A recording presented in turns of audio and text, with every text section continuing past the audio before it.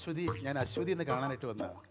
അശ്വതി? ആ, ഞാൻ ഉല്ലാസാണ്. ഉല്ലാസാണ്. അശ്വതി അതാണ്. ഞാൻ അശ്വതി എന്ന് കാണാനായിട്ട് വന്നതായിരുന്നേ. ഒരു കാര്യം ഇങ്ങനെ പറയാനായിട്ട്. എന്ത് കാര്യ? അല്ല, ഞാൻ എല്ലാ എപ്പിസോഡും കാണും കേട്ടോ. അതുകൊണ്ടായിരിക്കും ഉല്ലാസേട്ടനെ പോയി അശ്വതി എന്ന് വിളിച്ചത്. ഞാൻ അങ്ങനെ ഉല്ലാസിനെ അശ്വതി എന്ന് വിളിച്ചതല്ല. ഉല്ലാസിന്റെ നാളെ അശ്വതി ആണോ എന്ന് ചോദിച്ചതാണ്. ചോദിച്ചില്ലല്ലോ. വിളിച്ചേട്ടനോട് ചോദിക്കേണ്ട കാര്യമില്ല. ഭരണിയാ നമുക്ക് കാണുമ്പോഴേ അറിഞ്ഞുകൂടായി. അതുകൊണ്ട് ചോദിച്ചില്ല, അത്രേ ഉള്ളൂ.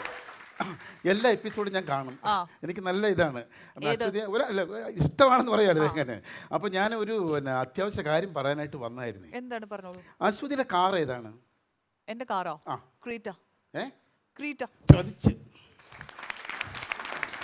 എന്തിന് ചതിയ നിങ്ങൾ കാണിച്ചത്? ഞാൻ ഇനി എന്ത് പറയും? ഞാൻ മാത്രമാണോ ചതിക്കപ്പെട്ടത്? ഒരു പാവപ്പെട്ട കുടുംബം ചതിക്കപ്പെട്ടു. പ്രശ്നം എന്താ?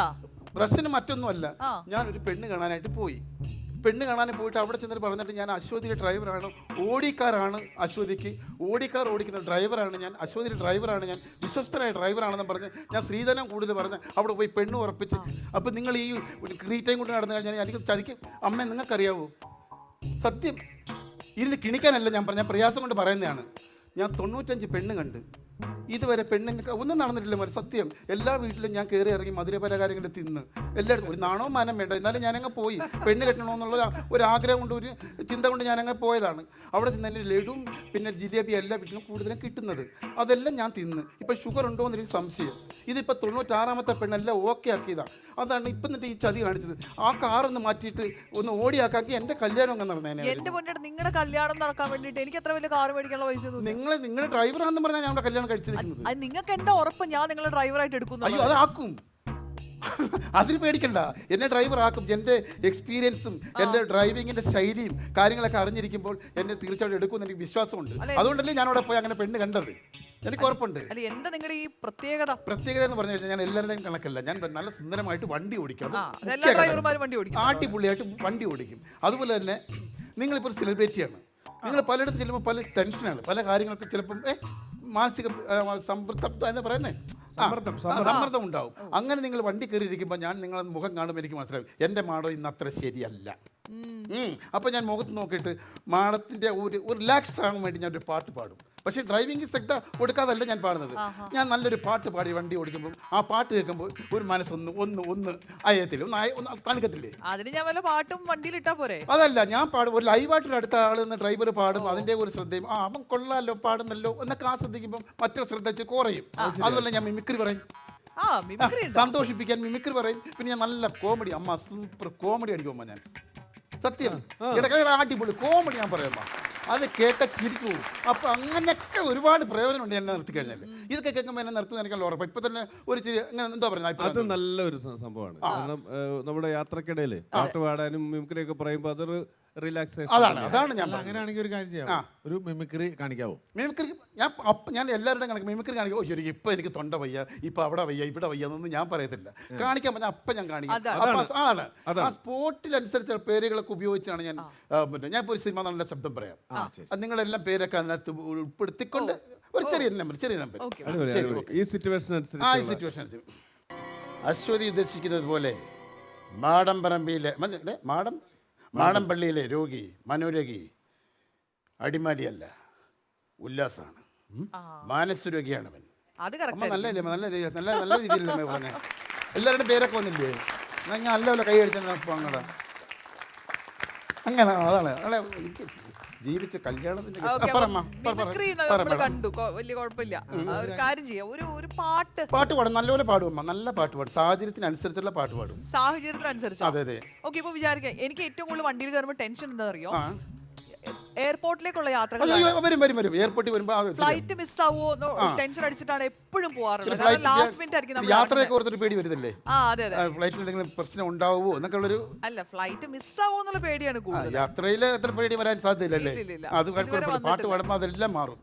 അതിന് പറ്റിയ പാട്ടാണ് പാടുന്നത്. മരണം വാതുക്കലൊരു നാൾ മഞ്ചലുമായി വന്നു നിൽക്കുമ്പോൾ ചിറകടിച്ചൻ കൂട് തകരും നേരം ദാഹജലം തരുമോ, ദാഹജലം തരുമോ. എടോ പ്രാന്ത, ഭ്രാന്തനാ.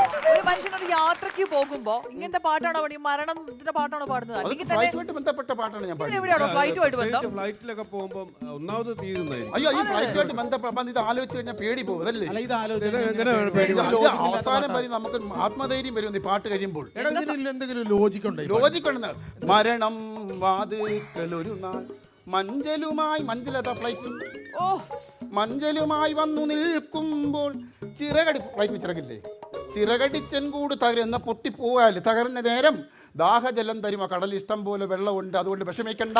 ഇതാണ് ഈ പാട്ടിൻ്റെ അർത്ഥം. അത് കേട്ട് കഴിഞ്ഞാൽ നമുക്ക് റിലാക്സ് അല്ലേ വരുന്നത്, പിന്നെ ഭയം വരത്തില്ലല്ലോ. ഇതിന് വേറെ ഏതെങ്കിലും സെലിബ്രിറ്റിയുടെ വണ്ടി ഓടിച്ചിട്ടുണ്ടോ? സെലിബ്രിറ്റിയുടെ വേറെ വണ്ടി ഞാൻ വിളിച്ചു പോയില്ല. അതെന്താ? അമിതാഭ് ബച്ചൻ, അമിതാഭ് ബച്ചൻ വിളിച്ച് ഞാൻ പോയില്ല. അമിതാഭ് ബച്ചന്റെ വണ്ടിക്ക് വിളിച്ചിട്ട് ഞാൻ പോയില്ല. എന്താ പോവാഞ്ഞ്? ഞാൻ നിങ്ങൾ എന്ത് മിസ്റ്ററി പറയുന്നത്? ഇവിടുന്ന് രാവിലെ ബോംബെ പോകണം വണ്ടി എടുക്കണമെങ്കിൽ, പിന്നെ വണ്ടി ഓടിച്ചു കഴിഞ്ഞ് ഇവിടെ എത്തണം, പിന്നെയും രാവിലെ പോകണം. എനിക്ക് തലയ്ക്ക് പ്രാന്താ. ഇവിടുന്ന് പോയി വണ്ടി എടുത്ത് ബോംബെയിൽ ഓടിച്ചിട്ട് പിന്നെ ഇവിടെ വരാം. എനിക്കൊന്ന് ഉറങ്ങാൻ സമയം കിട്ടത്തില്ല, അതുകൊണ്ടാണ്, അല്ല മറ്റൊന്നും കൊണ്ടല്ല. അല്ല, അതെ, ഈ അശ്വതിക്ക് ഓടിക്കാറില്ല എന്ന് പറയുമ്പോഴേ സാറേ ആലോചിച്ച് വെച്ചിരിക്കുന്ന പെൺവീട്ടുകാർ വിഷയം ഉണ്ടാക്കുമല്ലേ? അതെ സാറേ, ഉണ്ടാക്കും സാറേ. അതല്ലേ വിഷയം. നിങ്ങൾ ഇത്ര നാൾ എല്ലാ ചാനലിലും ഉണ്ട് ചിരിച്ചുകൊണ്ട് നിന്ന് നല്ല രീതിയിൽ പരിപാടി നടത്തുന്ന നല്ലൊരു പെൺകുട്ടിയാണ്. ഇത്രയും നാൾ എല്ലാ പരിപാടികളും പൈസ ഇഷ്ടം പോലെ കാണത്തില്ലേ, ഒരു ഓടിക്കാർ എടുത്തൂടെ? എന്താ നിങ്ങൾ ഓടിക്കാർ എടുക്കാത്ത? എന്താ എടുക്കാത്തത്? ഞാനാണെങ്കിൽ എന്നെ എടുത്തത്. അപ്പൊ നിങ്ങൾക്ക് കുറച്ച് പൈസ ഉണ്ടായാലും നിങ്ങൾ ആദ്യം ഒരു ഓടിക്കാർ എടുക്കും. അപ്പൊ അങ്ങനെയാണെങ്കിൽ ആ ഓടിക്കാർ എടുത്തിട്ട് ആദ്യം നിങ്ങൾ എങ്ങോട്ടായിരിക്കും പോണേ? ആദ്യം ഞാൻ തയ്യക്കടക്കാരൻ്റെ അടുത്ത് പോകും. അതെന്തിന്? അതെന്തിനാന്നോ, നമ്മളെപ്പോലുള്ള സാധാരണപ്പെട്ടവൻ കാർ എടുത്ത് ഞാൻ എന്തായാലും നിക്കർ കീറും. അതൊന്ന് തയ്ച്ച് ഒന്ന് സുരക്ഷിതനായതിന് ശേഷം കാർ ഓടിക്കാൻ കയറാന്ന് കരുതിയ, അതുകൊണ്ടാണ്. അല്ലെങ്കിൽ ഞാൻ തയ്യക്കടയിൽ പോകത്തില്ലായിരുന്നു. ഡ്രൈവിംഗ് മാത്രമേ ഉള്ളൂ, വേറെ വല്ല പരിപാടി വല്ലതും ഉണ്ടോ? വേറെ ഞാൻ ഡ്രൈവിംഗ് സ്കൂളുണ്ട്.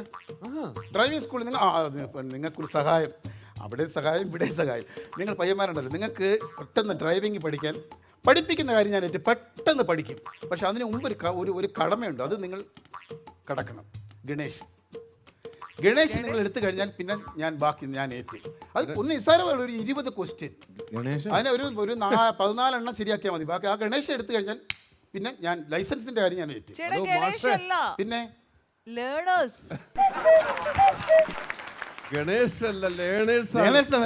പോയല്ലോ. അല്ല, പുറത്തൊക്കെ വണ്ടി ഓടിച്ചിട്ടുണ്ടോ? ഞാൻ സൗദിയിൽ 1 വർഷം ഉണ്ടായിരുന്നു. സൗദിയിൽ ഞാൻ ഇങ്ങനെ വണ്ടി ഓടിച്ചെന്ന് വെച്ചാൽ അവിടെ സ്ട്രെയിറ്റ് റോഡാണ്. ഇങ്ങനെ കിടക്കാം, നമുക്ക് സ്റ്റിയറിംഗ് തോണ്ട കാര്യമില്ല. സത്യം, ആക്സിലേറ്റ് മാറ്റി ഇങ്ങനെ കാല് കൊടുത്തിരുന്നാൽ മതി, വണ്ടി അങ്ങ് പൊയ്ക്കോളും. അങ്ങനെ ഞാൻ 50 കിലോമീറ്റർ സ്റ്റിയറിംഗ് പിടിക്കാതെ യാത്ര ചെയ്യും.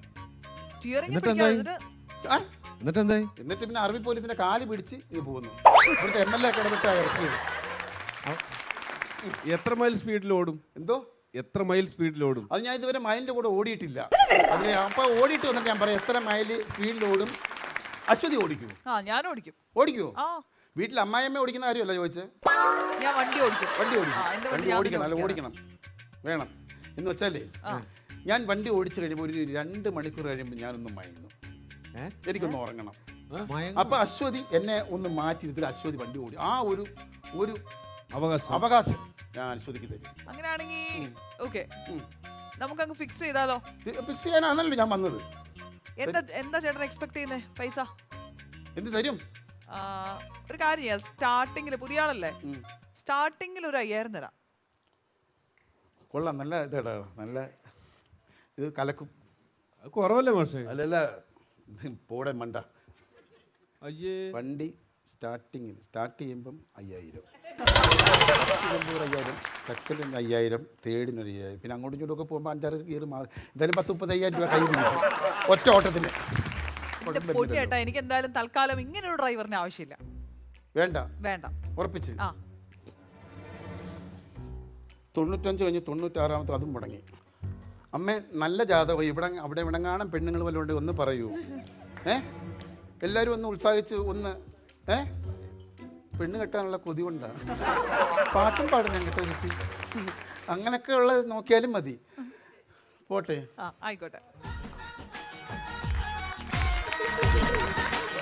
ശരിയാക്കാം. 4 പിടിക്കാം, ഒരു പെണ്ണ്, ഒറ്റ പെണ്ണ്. 5-6 ഒന്നും വേണ്ട, ഒന്ന് മതി.